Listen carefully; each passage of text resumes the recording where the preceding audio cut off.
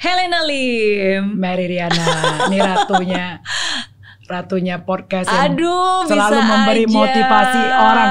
Bahkan aku sendiri tiap hari liatin IG-nya, YouTube-nya. Thank you, terima kasih. Kasih juga udah Ini menghargai. ratunya Pantai Indah Kapuk, ya. Kapuk, ratunya Peak Crazy Ratu Rich Party. Peak. Iya. Amin. Iya. Happy belated birthday Thank by you the so way. much. Luar Makasih. biasa. Apa ya? Kalau mungkin orang lihat wajahnya, ngeliat penampilannya, nggak bakal nyangka bahwa usianya udah Berapa ya? segitu ya. Tahun ini 48 48 tahun. 48 tahun. Yes. Oke. Tapi masih Tapi tetap semangat dong. Tetap semangat. Ya harus. Tetap awet muda. Amin. Dan banyak banget sih sebenarnya pencapaiannya. Kalau tadi saya bilang ini bukan hanya Ratu Peak aja, bukan hanya Crazy Rich Peak, tapi banyak pencapaiannya. Rumah yang megah yang akhirnya bisa dihasilkan, rumah Amin. impian yang menjadi kenyataan. Ya, amin. Punya album sendiri juga, Amin. punya banyak bisnis juga. Diaminin dah semuanya. Amin. Oke. Tapi dari semua hal yang sudah dilakukan oleh seorang Helena Lim, apa sih yang paling dibanggakan? Yang paling dibanggakan tuh aku bisa membahagiakan anak-anak, orang tua, saudara-saudara, dan teman-teman yang dekat yang aku bisa bantuin. Tapi yang terutama tuh aku bisa jadi tulang punggung untuk keluargaku. Jadi semua keluarga tuh bersandar di aku. Dari kakak, abang, ipar, adik, keponakan, semuanya. Ya itu yang bisa aku banggakan dulu. Karena sebenarnya bagi seorang wanita untuk membesarkan 4 anak Gak gampang sendiri ya kan? aja, single parents itu gak mudah. Gak gampang. Tapi selain itu banget. juga menjadi tulang punggung dari kakak, keponakan, Mama, iya, semua. Semuanya. Oke. Semuanya masih aku yang sekolahin. Sejak kapan akhirnya menjadi tulang punggung dari keluarga? Ceritanya panjang. Kalau gue bikin tuh 2 buku nggak habis sih. Oke. Jadi intinya ya setelah dari dulu tuh memang aku udah niat di hati. Soalnya kan keluarga nggak mampu. Jadi kalau aku mampu, aku janji Tuhan, aku jaga semuanya. Gitu. Dan Tuhan sangat memberkati ya. Amin. Karena banyak hal yang sebenarnya Sis Helena inginkan dan impikan terwujud. Benar. Termasuk juga salah satunya kan rumah impian, pengen rumahnya punya salon, punya gym. Benar. Dan Itu, ternyata yes. persis ada kan. Dulu aku punya impian, kepingin belajar piano, nggak punya piano, jangankan beli pianonya, buat bayar lesnya aja juga nggak mampu gitu loh. Jadi semua yang, tapi harus ada cita-cita ya. Banyak sih orang yang nggak berani mimpi katanya sis. Iya. Karena nggak berani mimpi nih, masa sih gue bisa begini? Kalau aku sih kalau mimpi aja lu nggak berani, gimana mau kenyataan? Setuju kan? Setuju banget. Banyak yang ngomong begitu. Gue bakalan nggak mungkin dah kayak lu, padahal umurnya masih 30-an nih. Gue bilang lu nggak boleh ngomongnya begitu. Iya. Karena Betul. omongan itu adalah doa. Betul. Gitu. Kalau mimpi aja nggak berani, gimana kita bisa menghadapi kenyataan? Iya, kalau gue sih berani aja mimpi-mimpi pede-pede. Mimpi sejak kecil tuh pengennya jadi apa sih cita-citanya? Kepengen jadi penyanyi. Oh iya. Walaupun suaranya pas-pasan. Emang dari kecil cita-cita pengen jadi penyanyi? Iya, jadi kemarin waktu aku ulang tahun tuh ada video klip aku nyanyi loh. Waktu umur 12 tahun, waktu itu kakakku merit di rumah. Oke. Aku masih nyanyi lagunya di mata ada si dia gitu. Jadi kemarin diputar tuh video klipnya barang akal semua gitu. Oke. Dari kecil udah hobi. Oke. Tapi tak tahu diri lah, suara kan pas-pasan, itu cuma just hobi. Kenapa pengen jadi penyanyi dari kecil? Hobi aja gitu, hobi nyanyi. Suka tampil gitu kali ya? Kayaknya. Oke. Kayak sih iya. Apakah itu sebenarnya salah satu alasan akhirnya meluncurkan album sendiri? Bener. Oke. Itu pokoknya impian dari kecil. Aku dari kecil kepingin kayak punya piano, punya album satu, at least satu cukup gitu ya. Punya rumah yang di dalamnya ada kolam renang, karaoke room, terus ada gym, terus di dalam kamar aku ada kamar tamu, wardrobe sendiri itu. Ada salonnya. Wih, tercapai semua. Ada salon bener. Iya. Dan itu kecapai semuanya. Wow. Ya syukur. Oke. Di situ.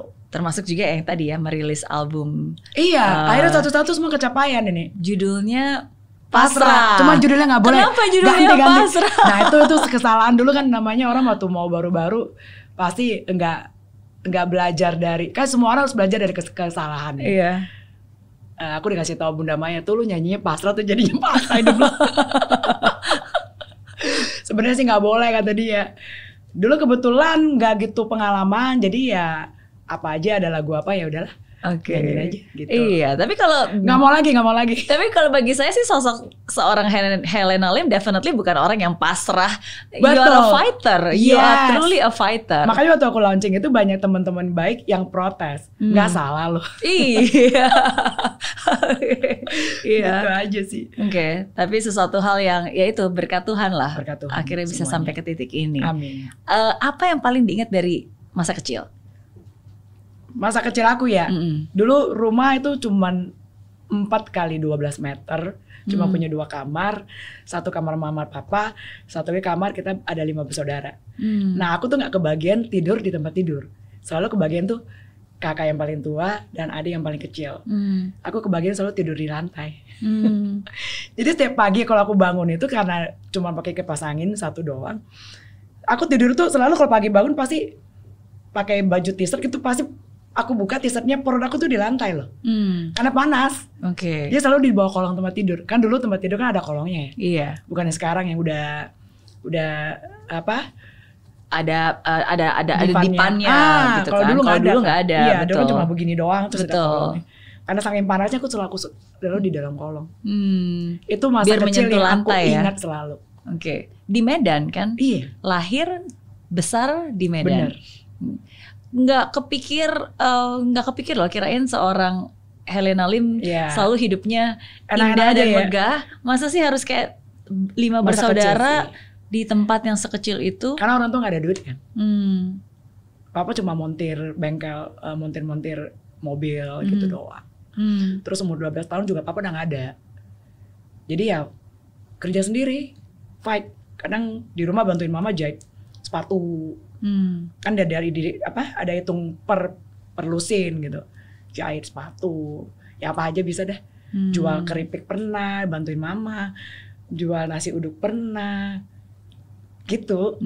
Banyak deh lika-likunya. Dan itulah yang akhirnya membuat tough ya. Jadi kalau hidup itu Iya. memberikan tantangan, kesulitan, hujatan, ya udah Bener. tangguh lah. Iya. Hanya orang-orang yang mungkin yang dulu sampai sekarang sekampung yang tinggal dekat rumah aku pasti tahu semuanya. Kenapa dari Medan pindah ke Jakarta? Ceritanya panjang sih ya, tapi ya itu kayaknya sudah diatur sama Tuhan semuanya. Karena waktu itu aku kerja, aku ada ngomong ke 1 orang, kamu buka deh perusahaan ini gitu loh. Oh ya udah, aku buka, tapi kamu yang datang, kamu yang ngurus. Karena aku tahu kamu sanggup. Jadi dia tuh adalah pahlawanku sampai sekarang. Gitu. Oke. He's my hero. Dia yang support aku, dia yang modalin, dia yang itu segala macem. Akhirnya pindah kemari. Tahun berapa pindah ke? 2010. Oh, oke. 12 years ago. Iya. Kalau ada yang bilang ibu kota itu lebih kejam daripada ibu tiri. Biasanya ya, enggak juga. Gimana? Enggak juga. Enggak. Buat aku sih enggak ya. Justru di ibu kota itu justru tantangannya lebih menantang gitu loh. Karena kalau di kota kecil gitu kan kayak mentok ya. Gitu-gitu aja gitu, nggak berkembang. Kesempatannya lebih besar lah. Benar. Di ibu Gak usah kota. khawatir lah ke ibu kota. Iya, kesempatan lebih besar tapi berarti ujiannya juga lebih besar. Benar. Seperti seorang Mary Riana sekarang. Pasti bisa jadi sekarang juga nggak seperti dulu ya kan, sama kayak aku gitu. Tapi saya selalu percaya sih, maksudnya kan Tuhan itu akan memberikan kita ujian sesuai dengan porsinya kita ya. Benar. Maksudnya ketika kita dalam tanda kutip terpilih untuk menerima ujian dan cobaan itu, ya berarti ya Tuhan sedang memilih kita untuk melalui proses itu. Yang walaupun nggak mudah, tapi kan kalau kita terus berjalan dan terus percaya, ya hasilnya pasti baik. Makanya harus disyukurin. Makanya harus disyukuri. Iya. Makanya harus disyukuri. Jadi nggak pernah aku berpikir bahwasanya, waduh aku berat ya jadi tulang punggung keluarga. Nggak pernah. Aku bersyukur Tuhan pilih aku, gitu. Karena aku mampu. Jadi kalau ada orang mungkin yang dikasih begitu, tapi mungkin ngeluh ya. Waduh gue harus biayain ini. Aku nggak pernah ngeluh sama sekali. Lebih suka tinggal di Medan atau di Jakarta? Jakarta dong. Oh iya. Disuruh balik nggak mau. Apa yang paling enak di Jakarta yang di Medan nggak ada? Mungkin di Jakarta orangnya lebih cuek ya. Lebih cuek satu. Terus Jakarta juga kota gede ya. Kita mau kemana-mana juga bisa. Mau ke Bandung, ke Bogor, kemana juga gampang ya kan. Terus bertemannya juga lebih luas. peluang untuk cari bisnisnya juga lebih gede gitu loh. Kalau di Medan ya udah mentok gitu aja ya. Apa yang dikangenin dari Medan? Makanannya. Oh, bihun bebek. Dah itu dia.